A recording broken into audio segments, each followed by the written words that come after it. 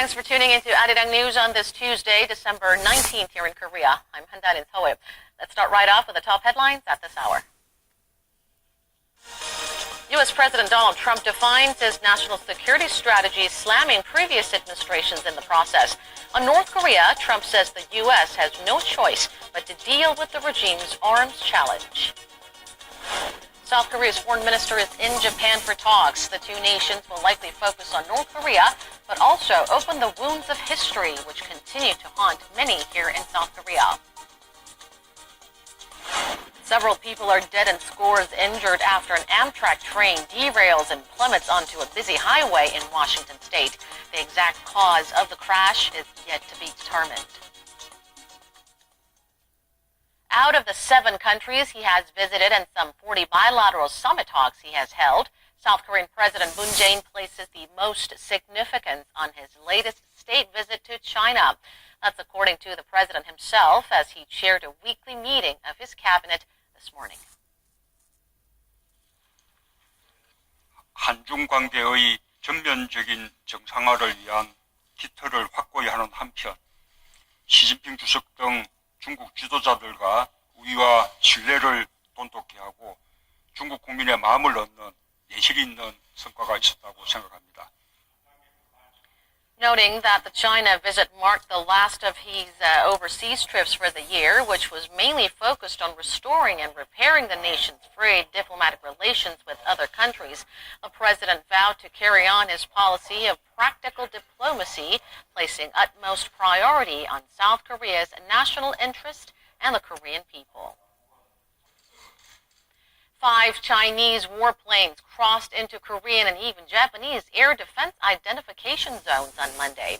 Though Beijing says it was a planned, ordinary drill, what's puzzling is the timing of the event, coming just 2 days after President Moon Jae-in had returned from his state visit to China. Our Oh Jung-hee reports.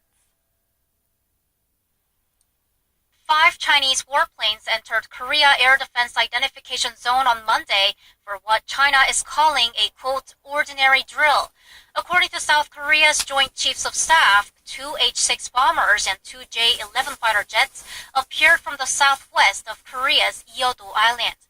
They flew into Korea's Air Defense ID Zone and the area where the zones of South Korea, Japan, and China overlap. The planes reached the Japanese zone and then returned to China. One Tu-154 reconnaissance plane that flew for 2 hours went even farther east, up to waters of Japan's central Kanazawa City. South Korea dispatched aircraft for surveillance immediately after the planes were detected. South Korea's Joint Chiefs of Staff say the Chinese side has told South Korea over the military hotline that this is just a routine exercise and that it won't be entering South Korea's airspace. But the exact intention of China's flyover is still being analyzed. China's defense ministry also announced that this was a planned exercise and did not target any specific country or region. But speculation is rising as to why the flights had to take place just after South Korean President Moon Jae-in wrapped up his visit to Beijing. All military actions have political implications, and it's been only 2 days since President Moon came back from China. China is taking a 2-track approach that it won't step back in security terms, even if Korea-China relations are recovering. Chinese military planes have entered Korea's air defense zone multiple times since China unilaterally declared its own such zone in 2013, which overlaps with parts of Korea and Japan's zones. The last time was in early January this year when 12 warplanes crossed into the South Korean zone. Oh Jung-hee, Arirang News. And South Korea's Joint Chiefs of Staff emphasized this morning at a news conference that the military took appropriate measures toward the Chinese warplanes that entered Korea's air defense ID zone, and that it's always monitoring and keeping track of warplanes from other countries. South Korea's Foreign Minister Kang Kyung-hwa has just met with her Japanese counterpart, Taro Kono, in Tokyo. It's the first trip by a Korean foreign minister to the neighboring island nation in almost 2.5 years.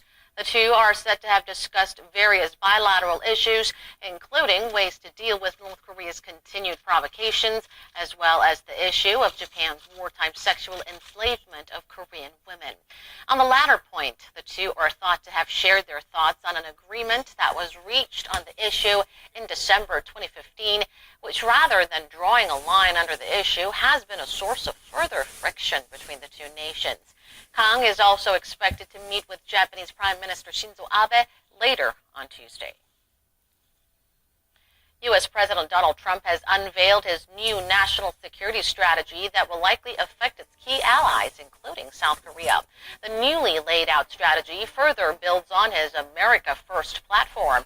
And on North Korea, it states that the Trump administration is prepared to respond with overwhelming force if necessary. Our Park So-yeon tells us more. President Trump has released his first national security strategy, a 70-page document that lays out how his administration will handle international challenges. The document says the U.S. is ready to respond with overwhelming force to North Korean aggression and will improve options to compel denuclearization of the peninsula. It says North Korea's pursuit of nuclear weapons poses a global threat that requires a global response. The report adds that North Korea has spent millions of dollars on nuclear, chemical, and biological weapons while it starves its own people. In a speech unveiling the strategy on Monday, President Trump has some strong words for Pyongyang. Our campaign of maximum pressure on the North Korean regime has resulted in the toughest ever sanctions. We have united our allies in an unprecedented effort to isolate North Korea. However, there is much more work to do. America and its allies will take all necessary steps to achieve a denuclearization and ensure that this regime cannot threaten the world. President Trump also said Russia and China challenge American power and interests and erode American security and prosperity. He also outlined plans to end unfair trade deals and make allies reimburse the U.S. for their share of defense. For the first time, American strategy recognizes that economic security is national security. Economic vitality, growth, and prosperity at home is absolutely necessary for American power and influence abroad. President Trump's new national security strategy calls for a policy of achieving peace through strength and advancing U.S. influence in the world. Park So-yeon, Arirang News. The United States and China have had conversations about how they should seize North Korea's nuclear weapons if the regime in Pyongyang collapses. That's what U.S. Secretary of State Rex Tillerson let slip during a conference last week, according to the New York Times. He said if there are signs of an instability from within the regime, the most important thing would be securing Pyongyang's nuclear weapons before they fall into unwanted hands. And Washington and Beijing have talked about how that should be done. But Tillerson added the U.S. does not seek regime change or swift unification of the two Koreas. Historically, China has resisted such conversations, as it may seem it's conspiring with the U.S. for North Korea's collapse. And for now, there's no indication from China that officials have met.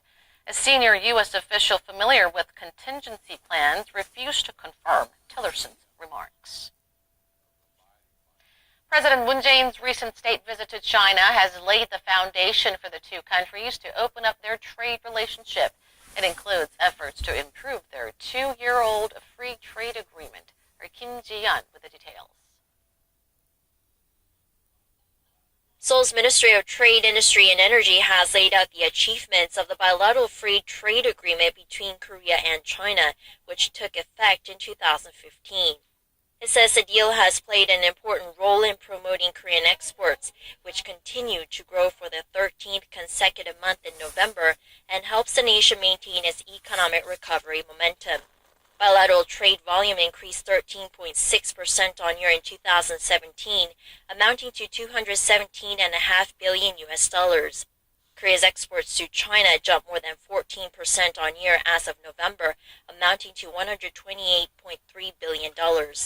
This is mainly due to increased exports of tariff-exempt or tariff-lowered items, which rose more than 19% on year. That's faster than the rate of increase of items that were excluded from the deal. Korea's imports from China also spiked nearly 13% on year in November, mainly intermediate goods used in the production of semiconductors and computers. However, the ministry said foreign direct investment between the two countries dropped during the July to September period as the FTA focuses on promoting the goods trade, not the services sector, and said further negotiation was needed. Korea's